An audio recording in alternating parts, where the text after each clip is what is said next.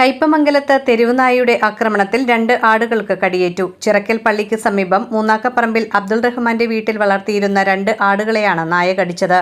ഇന്ന് വൈകിട്ടോടെയായിരുന്നു സംഭവം. ആടുകളെ ആക്രമിച്ച ശേഷം നായ പ്രദേശത്തു നിന്ന് ഓടി രക്ഷപ്പെടുകയും റോഡിലൂടെ സഞ്ചരിച്ചിരുന്ന വാഹനങ്ങൾക്കും യാത്രക്കാർക്കും പിന്നാലെ ഓടി ഭീതി പരത്തുകയും ചെയ്തു. ഇതോടെ പ്രദേശവാസികൾ ആശങ്കയിലാവുകയും അധികൃതരെ വിവരം അറിയിക്കുകയുമായിരുന്നു. വിവരമറിഞ്ഞ കയ്പമംഗലം ഗ്രാമപഞ്ചായത്ത് president Beena Surendran, ward member Lubna Jinoob, മുൻ മെമ്പർമാരായ ജിനൂബ്, CJ ജോഷി എന്നിവർ സ്ഥലത്തെത്തി നാട്ടുകാരുടെ സഹായത്തോടെ നായയെ കണ്ടെത്തി. തുടർന്ന് തളിക്കുളം ആനിമൽ സ്ക്വാഡിനെ വിളിച്ചുവരുത്തി നായയെ സുരക്ഷിതമായി പിടികൂടുകയായിരുന്നു. നായയുടെ അസ്വാഭാവിക പെരുമാറ്റം കണക്കിലെടുത്ത് പേവിഷബാധ ഉണ്ടാകാമെന്ന സംശയമുയർന്നിട്ടുണ്ട്. ഇതിന്റെ അടിസ്ഥാനത്തിൽ നായയെ പ്രത്യേക കൂട്ടിലേക്ക് മാറ്റി നിരീക്ഷണത്തിലാക്കിയതായി അധികൃതർ അറിയിച്ചു. കടിയേറ്റ ആടുകൾക്ക് ആവശ്യമായ ചികിത്സ നൽകുന്നതിനുള്ള നടപടികളും സ്വീകരിച്ചിട്ടുണ്ട്.